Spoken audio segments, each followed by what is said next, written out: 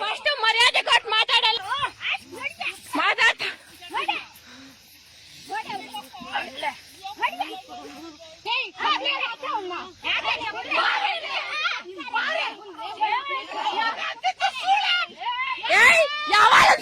Vijayapura police station limits ಬರುತ್ತೆ ಆ ಗ್ರಾಮ, ಯಲವಳ್ಳಿ ಅನ್ನೋ ಗ್ರಾಮ. ಆ ಗ್ರಾಮದಲ್ಲಿ ಆ ಪೊಲೀಸ್ ಸ್ಟೇಷನಲ್ಲಿ ಸರ್ಕಲ್ ಇನ್ಸ್ಪೆಕ್ಟರ್ ಇಲ್ದಿರ ಇರೋದನ್ನ ನೋಡಿಕೊಂಡು ಇವ್ರನ್ನ ಕೊಲೆ ಮಾಡೋದಕ್ಕೆ ನೆನ್ನೆ ಬಂದವ್ರಿ. AC ಕೋರ್ಟಲ್ಲಿ ಕೇಸ್ ನಡೀತಾ ಇದೆ.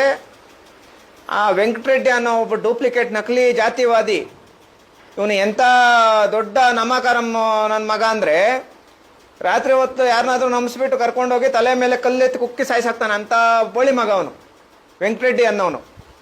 ಅವನೇನು ಮಾಡ್ತಾನೆ, ಒಂದಷ್ಟು ಜನ ಹೆಣ್ಮಕ್ಳ ಟೀಮ್ನೆಲ್ಲ ಮಾಡ್ಕೊಂಬಂದು ಈ ಅಜ್ಜಿ ಪಾಪ ಯಮ್ಮ ಯಾರೂ ದಿಕ್ಕಿಲ್ಲ ಇವ್ರಿಗೆ, ಇವ್ರ ಜಮೀನಿಗೆ ಇಷ್ಟು ದಿನ ಕಾಲಿಡ್ದಿರ ಇರೋರು ಏಕಾಏಕಿ AC ಕೋರ್ಟಲ್ಲಿ ಕೇಸ್ ನಡೀತಾ ಇದ್ರು, ಏಕಾಏಕಿ ಬಂದು ಈ ಅಮ್ಮನ ಮಾರಣಾಂತಿಕವಾಗಿ ಹೊಡೆದಿದ್ದಾರೆ.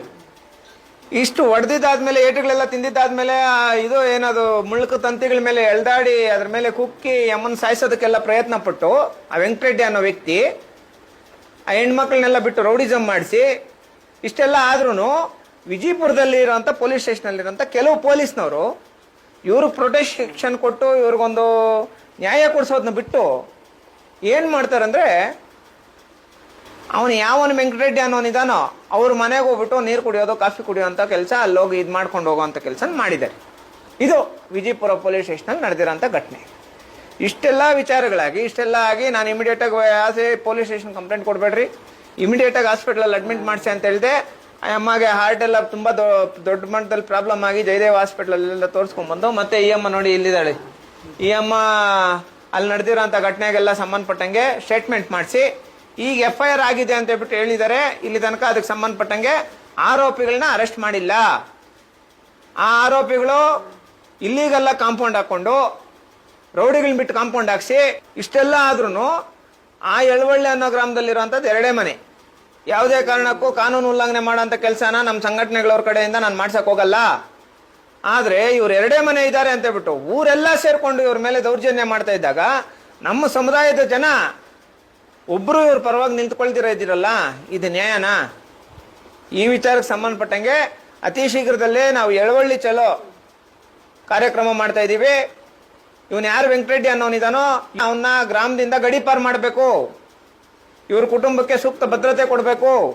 ಇವರು 2 ಫ್ಯಾಮಿಲಿ ಇದ್ದಾರೆ ಅಂತ ಹೇಳ್ಬಿಟ್ಟು ಇವ್ರನ್ನ ಪೆಟ್ರೋಲ್ ಹಾಕಿ ಸುಟ್ಟಾಕ್ಬೇಕು ಅಂತೆಲ್ಲ ದೊಡ್ಡ ಮಟ್ಟದಲ್ಲಿ ಪ್ಲಾನ್ ಮಾಡಿದ್ದಾರೆ. ಇವ್ರನ್ನ ಸಾಯಿಸಾಕ್ಬೇಕು ಅಂತ ಹೇಳ್ಬಿಟ್ಟು ಪ್ಲಾನ್ ಮಾಡಿದ್ದಾರೆ. AC ಕೋರ್ಟಲ್ಲಿ ಕೇಸ್ ನಡೀತಾ ಇದೆ.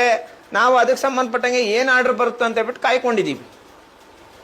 AC ಕೋರ್ಟಲ್ಲಿ ಕೇಸ್ ನಡೀತಾ ಇದ್ದಾಗ ಸರ್ವೆ ಮಾಡಿಸ್ದಿರ ಕಾಂಪೌಂಡ್ ಇವನು ಯಾವ ತರ ಆಗ್ದ?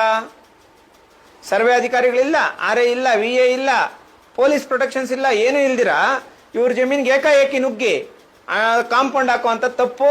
ಅದಕ್ಕೆ ಸಂಬಂಧಪಟ್ಟಂಗೆ ಈ ಕೂಡಲೇ ಆ ವ್ಯಕ್ತಿನ ಅರೆಸ್ಟ್ ಮಾಡಿಲ್ಲ ಅಂದಾಗ ದೊಡ್ಡ ಮಟ್ಟದಲ್ಲಿ ಹೋರಾಟ ನಾವು ವಿಜಯಪುರದಲ್ಲಿ ಮಾಡ್ತೀವಿ ಅಂತ ಹೇಳ್ಬಿಟ್ಟು ಹೇಳ್ತಾ, ಈ ಕುಟುಂಬಸ್ಥರ ಜೊತೆ ಇವತ್ತಿನ ದಿನ ಇಡೀ ಸಮುದಾಯ ನಿಂತ್ಕೊಬೇಕು ಅಂತ ಹೇಳ್ಬಿಟ್ಟು ಹೇಳ್ತಾ, ಮುಂದಿನ ದಿನಗಳಲ್ಲಿ ಹಂತ ಹಂತವಾಗಿ ಈ ಹೋರಾಟಕ್ಕೆ ಸಂಬಂಧಪಟ್ಟಂಗೆ ಅಪ್ಡೇಟ್ಸ್ ಕೊಡ್ತೀನಿ. Thank you so much. ಜೈ ಭೀಮ್.